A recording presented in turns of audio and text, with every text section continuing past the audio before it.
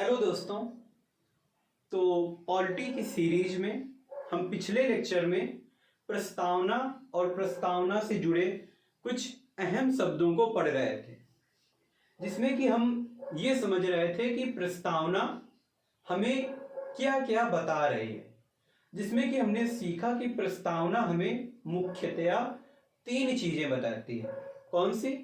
सत्ता के स्रोत के बारे में, दूसरी सत्ता का स्वरूप कैसा है, तीसरा जो सत्ता का उद्देश्य है वो क्या होगा।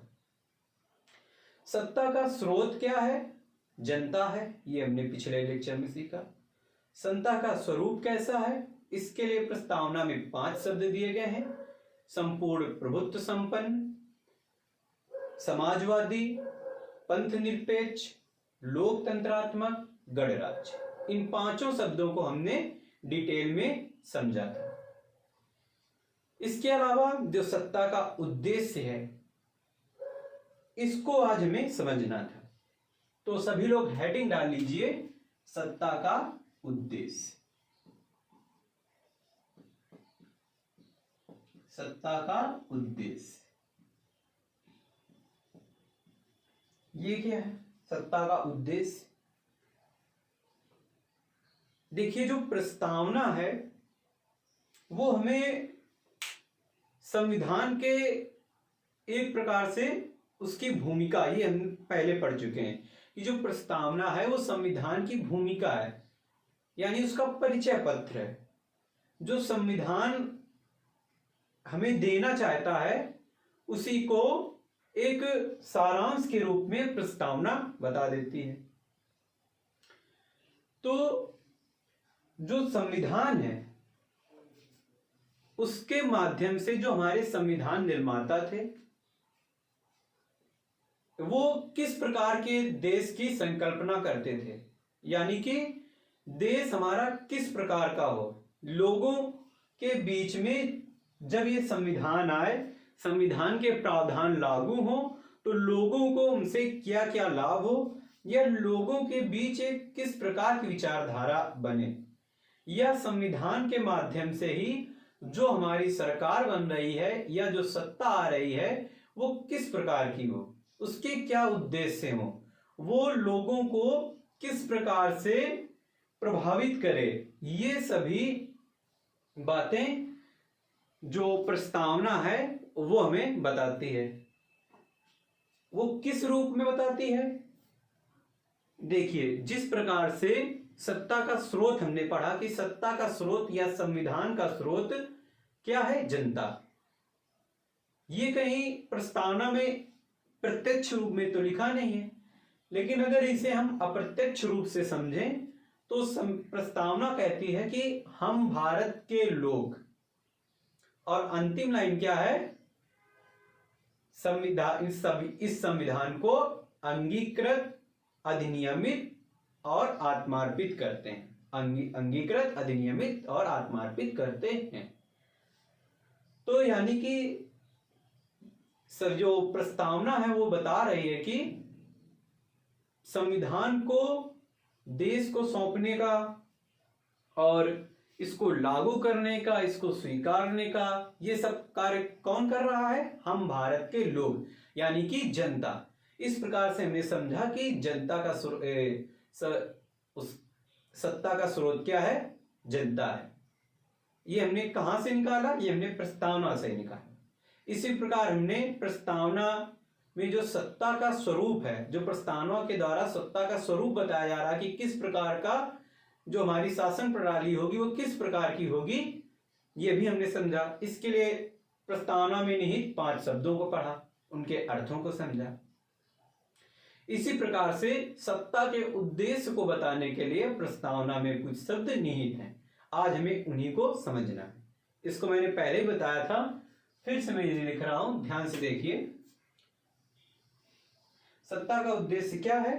यानी कि जो संविधान निर्माता संविधान के द्वारा किस प्रकार की सत्ता की संकल्पना करते थे, या संविधान के द्वारा लोगों को क्या क्या मिले, लोगों के बीच कैसी विचारधारा हो, ये सभी हम सत्ता के उद्देश्य में पढ़ेंगे। अर्थात संविधान के द्वारा संविधान निर्माता क्या चाहते थे कि लोगों को न्याय मिले, लोगों को स्वतंत्रता मिले,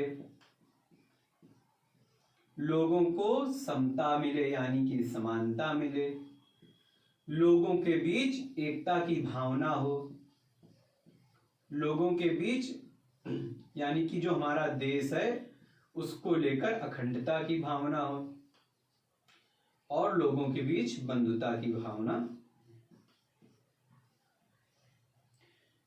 ये सभी शब्द हमने प्रस्तावना में पढ़े थे कि ये सभी शब्द प्रस्तावना में दिए गए। अब इन्हीं को हमें एक एक करके समझना है, इन्हीं के माध्यम से हमें पता चलेगा कि जो हमारी सत्ता का उद्देश्य है संविधान के द्वारा वो क्या है।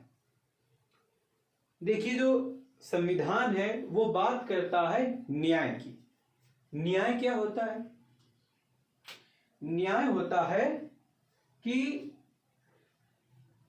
जो सभी के मतलब किसी के लिए अहित की बात ना हो, यानी कि एक प्रकार का निष्पक्ष फैसला, वो हमें न्याय की ओर ले जाता है। जो प्रस्तावना है, प्रस्तावना में जो बात की गई है वो 3 प्रकार से न्याय की गई है। एक सामाजिक न्याय की, एक आर्थिक न्याय की, एक राजनैतिक न्याय की।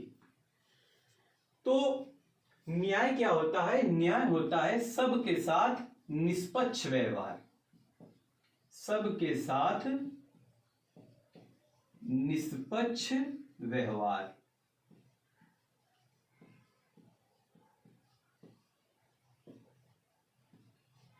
देखिए, जब सबके साथ निष्पक्ष व्यवहार होगा यानी किसी के साथ पक्षपात नहीं किया जाएगा, यानी किसी के हित में फैसला दे देना, किसी का अहित करके या किसी के विरुद्ध जाके फैसला कर देना जबकि वो गलत ना हो, कई परिस्थितियों को ध्यान में रख के, तो वहां पर न्याय नहीं जन्मता है। न्याय कैसे मिलता है? जब हम लोग सबके साथ निष्पक्ष व्यवहार करेंगे, यानी जब जो हमारी सत्ता है, जो हमारी सरकार है, सबके साथ कैसा व्यवहार करेगी? निष्पक्ष व्यवहार। तब सभी को क्या मिलेगा? न्याय मिलेगा। और न्याय किस किस प्रकार का मिलेगा, इसके लिए प्रस्तावना में 3 शब्द दिए हैं। कौन कौन से? कि प्रस्तावना या संविधान बात करता है सभी के साथ निष्पक्ष व्यवहार की, वो चाहे जिस स्तर पे हो, वो निष्पक्ष व्यवहार चाहे सामाजिक स्तर पर हो, चाहे आर्थिक स्तर पर हो या राजनैतिक स्तर पर। यही प्रस्तावना बात करती है। प्रस्तावना सबके साथ निष्पक्ष व्यवहार की बात करती है। इसके लिए इसका अर्थ, सबके साथ निष्पक्ष व्यवहार का अर्थ है न्याय, यानी प्रस्तावना या संविधान सबके लिए न्याय की बात करता है। किस प्रकार के न्याय की? सामाजिक न्याय की, आर्थिक न्याय की और राजनैतिक न्याय की। इस प्रकार हमने सीखा कि जो सत्ता का उद्देश्य है या संविधान हमें क्या देना चाहता है, वो देना चाहता है सबको न्याय, चाहे वो सामाजिक स्तर पर हो, चाहे आर्थिक स्तर पर हो, चाहे राजनैतिक स्तर पर हो। न्याय का अर्थ क्या होता है? सबके साथ निष्पक्ष व्यवहार, किसी के साथ पक्षपात ना हो। तो इस प्रकार हमने सीखा कि सत्ता के एक उद्देश्य के बारे में क्या है, वो न्याय। आइए अब देखते हैं सत्ता के एक दूसरे उद्देश्य के बारे में। संविधान हमें और क्या क्या देना चाहता है? वो हमें स्वतंत्रता देना चाहता है। इसके लिए प्रस्तावना में बात की गई है कि विचार की स्वतंत्रता, मतलब संविधान बात करता है विचार की स्वतंत्रता की, संविधान बात करता है अभिव्यक्ति की स्वतंत्रता की,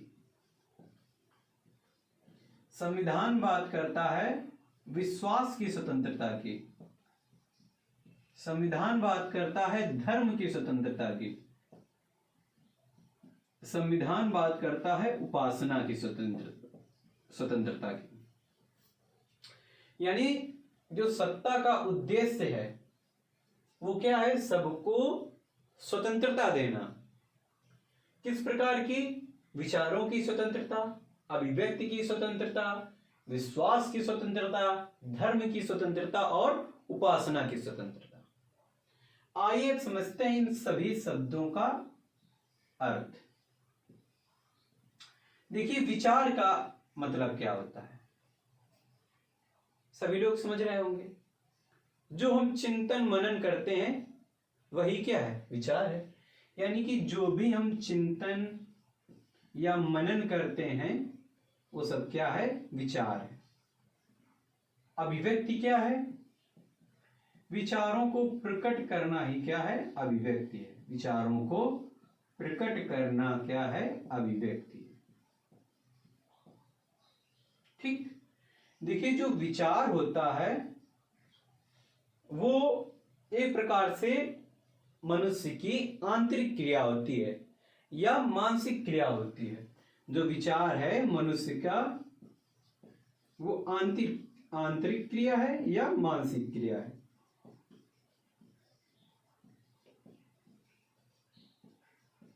यानी कि जब हम कोई चीज चिंतन मनन कर रहे होते हैं तो एक प्रकार से अपने मन के अंदर ही आंतरिक रूप से कर रहे होते हैं, मानसिक रूप से कर रहे होते हैं।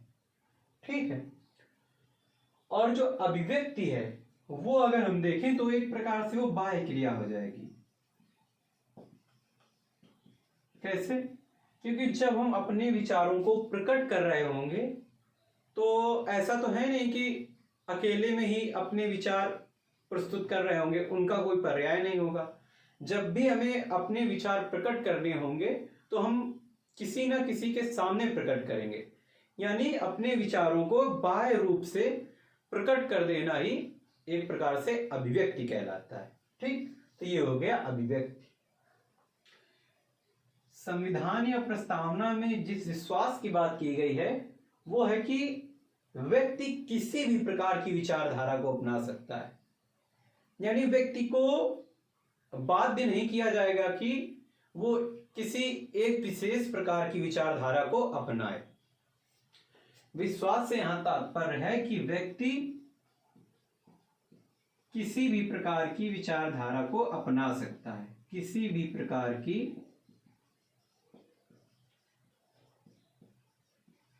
विचारधारा को अपना सकता है। ठीक। तो अभी हमने विचार समझा, अभिव्यक्ति समझी और विश्वास समझा। अब आते हैं धर्म और उपासना। धर्म का क्या मतलब है? यहां पर धर्म की स्वतंत्रता से तात्पर्य है कि व्यक्ति को किसी भी प्रकार के धर्म को मानने या उसके पालन करने की स्वतंत्रता होगी। यानी धर्म की स्वतंत्रता से यहां आशय है किसी भी प्रकार के धर्म को मानने की स्वतंत्रता।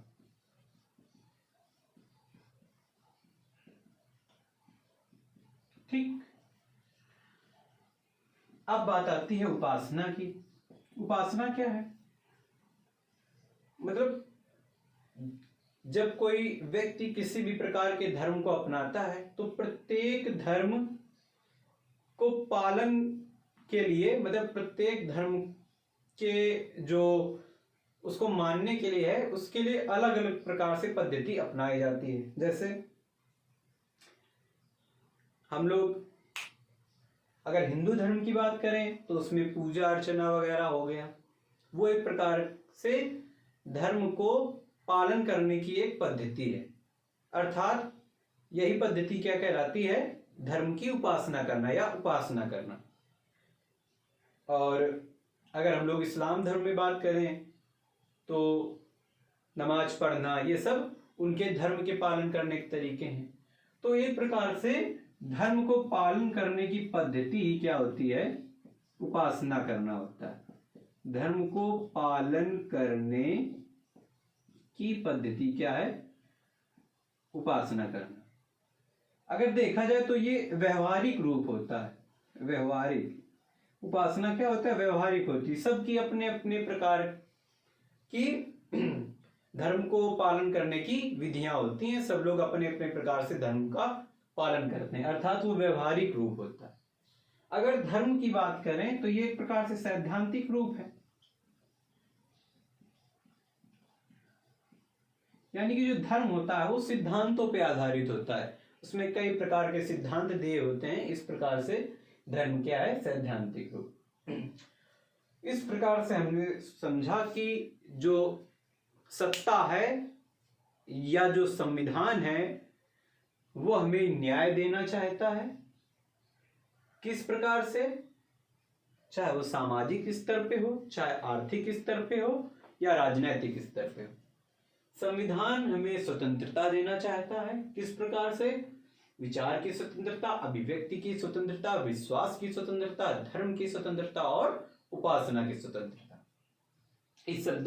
इन सारे शब्दों को भी हमने समझा। अब आप इसका एक स्क्रीनशॉट ले लीजिए, फिर मैं इसे मिटा दूं।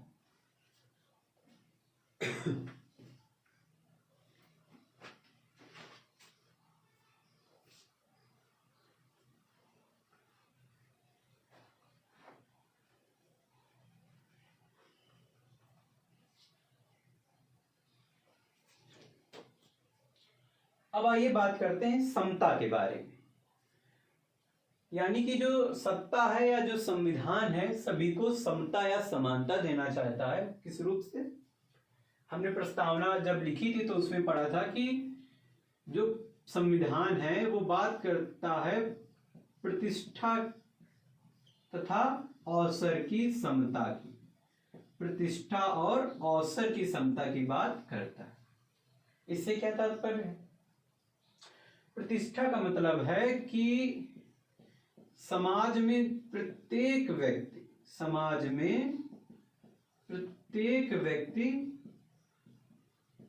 समान है। अर्थात किसी भी व्यक्ति को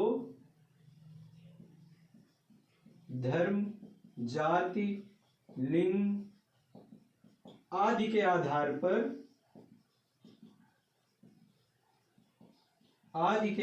पर हीन या श्रेष्ठ नहीं समझा जाएगा।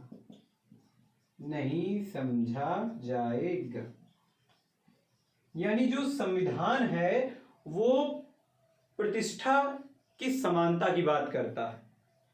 यानी समाज में सभी लोगों का एक समान स्थान होगा। किसी को भी उसके धर्म के आधार पर, उसकी जाति के आधार पर, उसके लिंग के आधार पर उसको श्रेष्ठ नहीं माना जाएगा या उसको हीन नहीं समझा जाएगा। यानी कि दो व्यक्ति हैं तो उन दोनों में इस आधार पर उनकी प्रतिष्ठा नहीं मानी जाएगी कि उनके धर्म के आधार पर या उनके जात के आधार पर, उनके स्थान, क्षेत्र, लिंग आदि के आधार पर। इस आधार पर किसी भी व्यक्ति को प्रतिष्ठित या हीन नहीं समझा जाएगा। तो इस प्रकार से संविधान प्रतिष्ठा की समानता की बात करता है। अब आते हैं अवसर की समानता की बात। अवसर का क्या मतलब? यानी कि जो समाज के प्रत्येक व्यक्ति हैं सबको विकसित होने का या विकास करने का समान अवसर मिलेगा। यानी कि प्रत्येक व्यक्ति को विकास करने के समान अवसर मिले।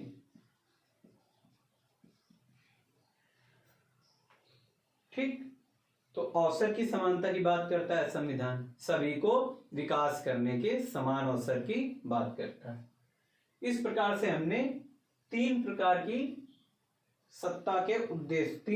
सत्ता के उद्देश्यों को पढ़ा। एक न्याय, एक स्वतंत्रता और एक समता। यानी संविधान हमें न्याय, स्वतंत्रता और समता देना चाहता है। अब अगले के ऊपर चलते हैं कि संविधान सभी के बीच एकता का भाव चाहता है। ये एकता क्या होती है, इसे समझते हैं। इसको स्क्रीनशॉट इसका ले लीजिए, फिर मैं मिटा दूं।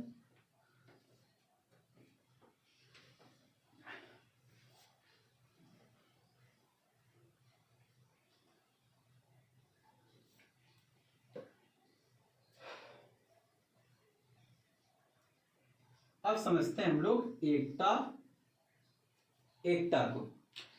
को समझने के लिए चलो हम एकता और अखंडता को एक साथ समझते हैं, ताकि एकता और अखंडता में आप लोगों को अंतर भी स्पष्ट होता दिखे। कैसे? एकता, अखंडता।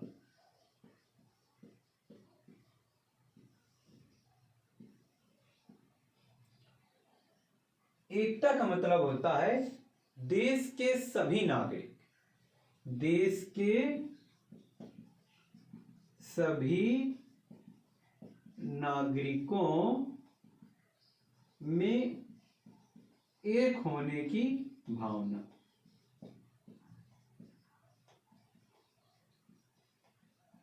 यानी एकता का क्या मतलब है? जितने भी देश के नागरिक हैं वो सभी ये माने कि हम सब आपस में एक ही हैं, कोई किसी से भी उसके संप्रदाय के आधार पर भेदभाव न रखे।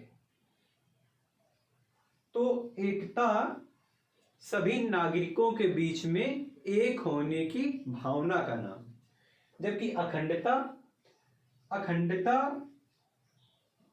देश के अखंड रहने की बात करती है। देश के अखंड रहने की बात, देश के अखंड रहने की बात मतलब कैसे? कि देश का कोई भी भूभाग इससे अलग ना हो। यानी कि देश का जितना भी भूभाग है, देश का जितना भी क्षेत्रफल है, वो सब देश में ही रहे, कोई भी भूभाग इससे अलग ना हो पाए। यानी कि कोई राज्य या कोई भूभाग जो हमारे देश का है वो चाहे कि हम भारत से अलग हो जाएं, तो इस प्रकार की भावना उस विशेष भूभाग के पास नहीं आए। यही होती है अखंडता की भावना। यानी इससे आप समझ पा रहे होंगे कि जो एकता है वो एक प्रकार की मनोवैज्ञानिक भावना है। मनोवैज्ञानिक संकल्पना, यानी कि जो एकता है वो एक प्रकार की मनोवैज्ञानिक संकल्पना है। यानी कि जो मानवों के बीच में एकता की बात, जो मिलजुल कर रहने की बात की जा रही है, वो एकता है। और अखंडता क्या है? अखंडता एक प्रकार की जो भौगोलिक संकल्पना है। कैसी संकल्पना है? भौगोलिक।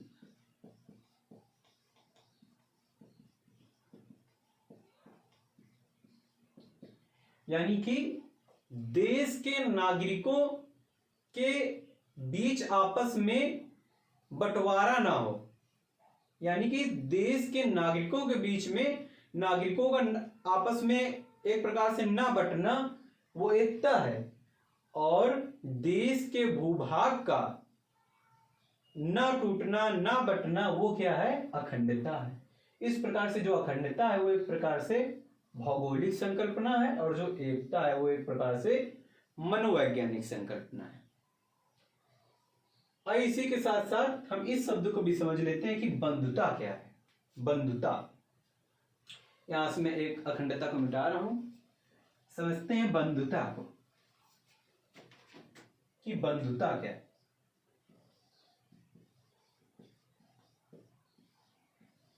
मन में तो आप सोच ही रहे होंगे कि एकता और बंधुता एक ही जैसे तो हैं, लेकिन देखिए जो बंधुता है वो बात करती है आपसी भाईचारे की, आपसी भाईचारे की। ठीक, यानी कि सभी लोग आपस में बंधुत्व की भावना से रहें, आपस में भाईचारे की भावना से रहें, वही होता है बंधुता, फ्रेटर्निटी। अब इसमें आपको कंफ्यूजन हो रहा होगा कि एकता भी एक प्रकार से मिलजुल कर रहने की बात करता है, बंधुता शब्द भी एक प्रकार से मिलजुल कर रहने की बात करता है। इनमें अंतर क्या है? देखिए, जो एकता है वो होती है सामुदायिक स्तर पर, समुदाय के स्तर पर, समुदाय के स्तर पर, यानी दो या दो से अधिक समुदायों के बीच में मिलजुल कर रहने की जो भावना है वो है एकता। और जो बंधुता है वो व्यक्ति के स्तर पर है, व्यक्तिगत स्तर पर है, यानी कि दो व्यक्ति या दो से अधिक व्यक्तियों के बीच में मिलजुल कर रहने की भावना वो बंधुता शब्द से प्रदर्शित होती है, और समुदाय के बीच में मिलजुल कर रहने की भावना एकता शब्द से। तो आपने एकता, बंधुता और अखंडता शब्द के बीच के अंतर को भी समझा। इस प्रकार से हमने सत्ता के उद्देश्य के बारे में पढ़ा। इसके साथ साथ सत्ता का उद्देश्य क्या है? व्यक्ति को गरिमामय जीवन प्रदान करना, यानी संविधान का एक उद्देश्य और भी है, व्यक्ति को गरिमामय जीवन देना। इसका अर्थ आप समझ ही रहे होंगे, इसलिए मैंने इसको नहीं बताया। इस प्रकार से हमने सत्ता के उद्देश्यों के बारे में पढ़ा, यानी कि जो संविधान है वो हमें या हमारे बीच किस प्रकार की सत्ता को लाना चाहता है, जिससे व्यक्तियों को उसको क्या क्या मिले? न्याय, स्वतंत्रता, समता, एकता, अखंडता और बंधुता। तो इस प्रकार से हमने सत्ता के उद्देश्यों को पढ़ा। तो आज से हमने प्रस्तावना के या प्रस्तावना में निहित सभी शब्दों के अर्थ को समझ लिया, सभी के अंतर को समझा, और प्रस्तावना में क्या क्या बता रही इस सब को समझ लिया। आइए एक बार प्रस्तावना को रिकॉल कर लेते हैं, जिससे मैं प्रस्तावना को पढ़ रहा हूं, आप उसमें ध्यान दीजिए कि उसमें क्या कोई शब्द छूट गया। तो मैं शुरू कर रहा हूं। प्रस्तावना, जो संविधान की प्रस्तावना है वो क्या कहती है? हम भारत के लोग भारत को एक संपूर्ण प्रभुत्व संपन्न, समाजवादी, पंथ निरपेक्ष, लोकतंत्रात्मक गणराज्य बनाने के लिए तथा उसके समस्त नागरिकों को सामाजिक, आर्थिक, राजनैतिक न्याय, विचार, अभिव्यक्ति, विश्वास, धर्म और उपासना की स्वतंत्रता, प्रतिष्ठा और अवसर की समता प्राप्त कराने के लिए तथा उन सब में व्यक्ति की गरिमा और राष्ट्र की एकता और अखंडता की भावना सुनिश्चित करने वाली बंधुता को बढ़ाने के लिए दृढ़ संकल्पित होकर अपनी इस संविधान सभा में आज तारीख 26 नवंबर 1949 ब्रैकेट में मिति मार्गशीर्ष शुक्ल सप्तमी संवत 2006 विक्रमी ब्रैकेट क्लोज को एतत् द्वारा इस संविधान को अंगीकृत, अधिनियमित और आत्मार्पित करते हैं। आपने मेरे शब्दों को या प्रस्तावना को ध्यान से सुना होगा। इससे आप ये समझ पा रहे होंगे कि हमने प्रस्तावना के एक एक शब्द को अच्छे से समझ लिया। इस प्रकार हमने प्रस्तावना क्या है, प्रस्तावना के द्वारा क्या क्या हमें जानकारी मिलती है, इस सब को अच्छे से समझा। अब हम अपने अगले लेक्चर में प्रस्तावना से जुड़े कुछ मुद्दों को, प्रस्तावना की आलोचना को और प्रस्तावना के महत्व को समझेंगे। प्रस्तावना से जुड़े मुद्दे में हम एक बहुत ही महत्वपूर्ण टॉपिक कि प्रस्तावना संविधान का भाग है या नहीं, या प्रस्तावना संशोधनीय है या नहीं, यानी कि प्रस्तावना में संशोधन किया जा सकता है कि नहीं, ये सीखेंगे। तब तक के लिए आप प्रस्तावना और इसमें निहित शब्दों का रिवीजन कीजिए, पढ़ते रहिए। जय हिंद।